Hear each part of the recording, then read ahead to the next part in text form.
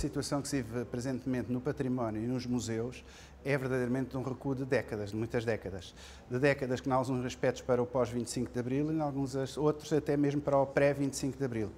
Recriou-se, porque já existiu precisamente, uma Direção-Geral do Património Cultural, que é um verdadeiro monstro administrativo, porque reúne áreas imensas do património.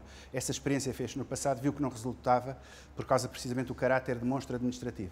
Mas como se isso não bastasse, é um monstro administrativo com um centralismo orgânico tipo salazarista. E, portanto, estamos a viver uma situação perfeitamente sui generis, que jamais imaginaríamos poder viver em Portugal, no Portugal democrático, e tantas décadas depois de se ter feito o 25 de Abril de 74. Os museus, no meio de tudo isto, são especialmente penalizados, porque os museus, desde a monarquia liberal, são entidades, os grandes museus nacionais, são entidades com grande autonomia de orçamento, de pessoal, de visão estratégica, de direção, etc. E mesmo estes museus mais nobres, chamemos-lhe assim, nacionais, com as coleções de referência do país, a memória histórica do país, deixaram de ter orçamento próprio, deixaram de ter quadro de pessoal próprio e, portanto, vivem numa situação muito difícil. Como se isto tudo não bastasse, ainda alguns dos museus da rede nacional passaram para direções regionais de cultura, que são verdadeiros órgãos de gestão de clientelas políticas, totalmente dependentes de Lisboa e do poder central.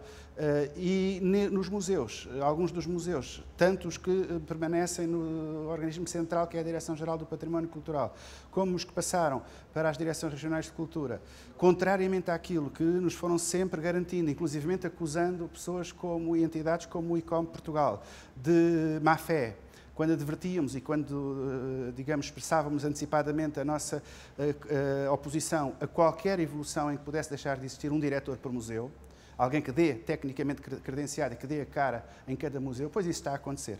Neste momento há casos absolutamente que nunca existiram desde que há museus em Portugal, desde o século XIX, por exemplo, de uma mesma pessoa se ter que repartir entre dois museus situados a 100 km de distância um do outro, um em Castelo Branco, outro na Guarda. Há outros casos em que se foram chamar para a direção de museus pessoas sem qualquer tipo de credenciação, quer académica, quer profissional na área dos museus e do património. Portanto, simples técnicos superiores de formação jurídica ou outra, não é?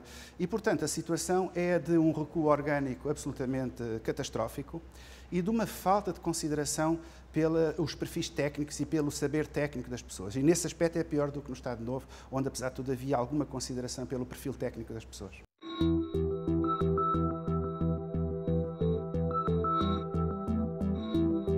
O Conselho Nacional de Cultura é uma peça-chave e não é um qualquer organismo. É um organismo instituído por uma lei da Assembleia da República, aprovada por unanimidade. Portanto, aliás, na lei da Assembleia da República estabelece a criação de um Conselho de Museus que teve como sucedâneo o Conselho Nacional de Cultura, na sua secção de museus e nas outras secções.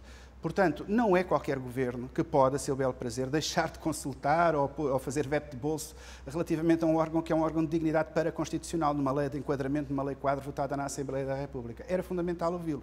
Embora haja também que esclarecer quanto a isso o seguinte: no Conselho Nacional de Cultura existem várias secções.